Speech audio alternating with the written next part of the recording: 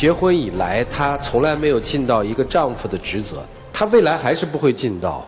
其实我在想，就是他们等于孩子1岁多的时候离婚，就是最苦的时期，因为我也差不多想给你熬过去。孩子一个完整的家嘛，我不想我的孩子在单亲家庭长大。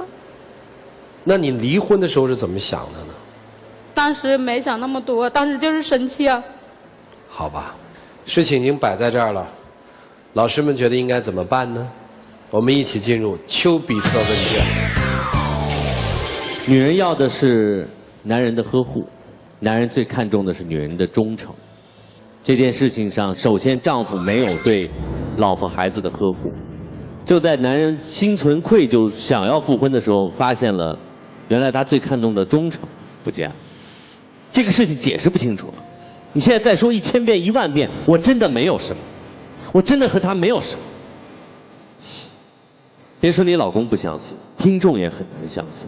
离婚前、离婚后，离婚前多长时间？7、8个月。为什么离婚？想要换个新生活。你的老公焉能相信没有别的男人插了一脚？而男人最看重的就是这个坎儿啊，很难迈得过去。最起码你老公现在迈不过去。是的。但我真的没有什么呀。没用的，我说了，你又说了一遍，你又徒劳的多说了一遍。反过来，你确实愧对他们母子俩，你不觉得吗？我一个人在外面打拼，不也是为这个家？是为这个家。一个人也为这个家有多种模式。你给家里挣了10层楼有什么用啊？怀孕的时候不在，坐月子的时候不在，孩子长大的时候不在。工作是为了家，不能只是为了家在外面打拼，不回去陪伴呢。你这个理由说不通，兄弟。为了升职，牺牲了家里的幸福，对不对？为了个人的事业，牺牲了孩子，委屈了老婆，有没有？确实愧对他母母。但是就算1万个愧对，也迈不过心里那道坎，对吗？我不看好他们今天能携手。女生，我跟你说啊，我真的相信你们没有什么，但是在外遇这个问题上，有一个主观判断的前提，就是夫妻2个人或者情侣2个人之间，一方只要认定一方有了外遇了，没有也有，这个没办法，他太个性了，真的。所以说来说去，异地恋最可怕的不在于焦急的等待，在于不知道等待的期限有多长。老公也是，不是恐惧那段时间你不在身边，而是你恐惧那段时间发生了什么，你永远得不到答案。所以我最后的建议是，尽量对孩子好一点，对你曾经爱过的人好一点。你不是为了事业吗？在你能补偿的范畴里面，对他们好一点。女生，我觉得你的重点应该不是寄希望于说让他去相信你，你应该想一个更好的方法，让你自己开始一个新生活。我觉得这个对你来说，就目前而言是比较现实的一件事情。说一组数据吧，关于异地恋，我们采访过有1年以上异地恋经验的，其中53%会分手，而在分手的人的当中，14%是因为第三者趁虚而入。原因很简单，因为异地恋沟通减少了，甜蜜的时刻少了，还有一些客观的那些生活压力，的确会有一些人出轨。但是出轨分2种，精神出轨和肉体出轨。我个人倒是愿意相信，女孩是精神出轨，但是精神出轨我们也做过调研哦，60%的人是不接受对方有过精神出轨。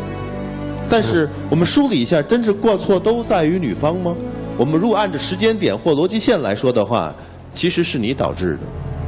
你所追求的那些事业有成，包括规划的锦衣玉食，是他想要的吗？恰恰不是。他想要的是什么？一个触手可及的老公，一个呵护孩子的老爸。他要的是这2个角色。你有做过这点努力吗？你有意识到他真正心里想要什么吗？你没有。你在外头去打拼，给家里寄钱，没错。但是真真正正满足到了谁的内心的虚荣心呢？是你自己。你敢说自己在一定程度上不是在享受这样的工作生活吗？那恰恰这会儿你的老婆在承受着什么样的压力？我甚至从某种意义上怀疑，你不得已被派到外地去出差的时候，你一段时间之后，你形成了一种习惯，你习惯了一个人这样子，你习惯了不去承担孩子刚出生所谓的那些辛苦。说的太对了，真的。因为以前我在外企的时候，我周边有很多的这样的人，工程师，有家室，但是他非常喜欢出差，非常享受那种在差旅的，然后那种生活。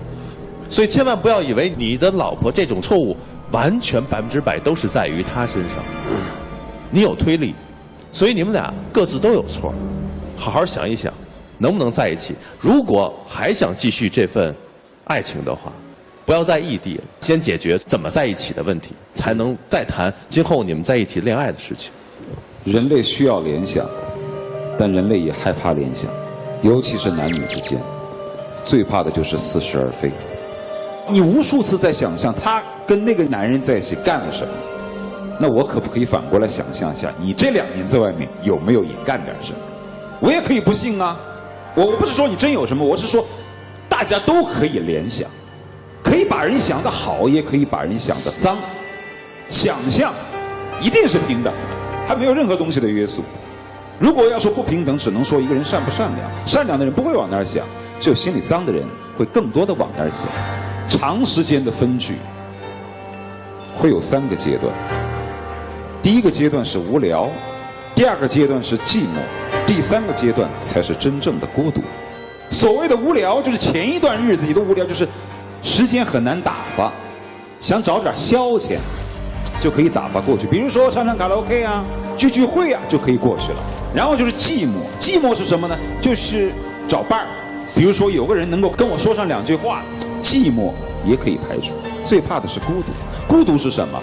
孤独就是把别人请到我的生活中来，参与我的生活，来分担，来寻求理解。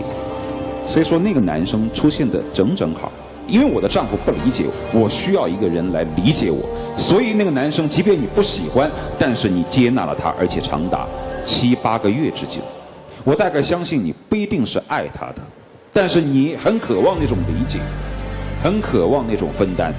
那反过来说，男生这份孤独是你造成的，同时也是你不可理解，你根本理解不了这种孤独，也不能理解一个女人在初为人母还要初为人父，就啥都要干，你根本无法理解。所以说动不动不要以工作为名，以事业为名。如果说一个男人的工作是为了家庭，那他工作肯定不快乐，工作不快乐，他不可能有长足的进步，而且你越来越干得好，说明你喜欢这份工作，应该是大过了这份工作是因为了要负担这个家庭，你享受其中，你根本无法理解一个女人的孤独和疾苦，你漠视。我劝你不要去想象曾经发生过什么，别人也可以反过来想象你发生了什么。很多东西没有，想着想着它就变成真的。我还是希望你们能够在一起。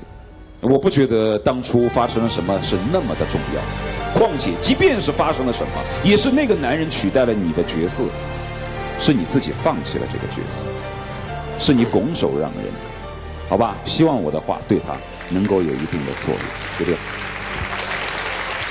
我同意涂老师那段话，想象很可怕。你想象它是干净的，它就是干净的；如果你想象它是不干净的，即使它是干净的，它也是脏的。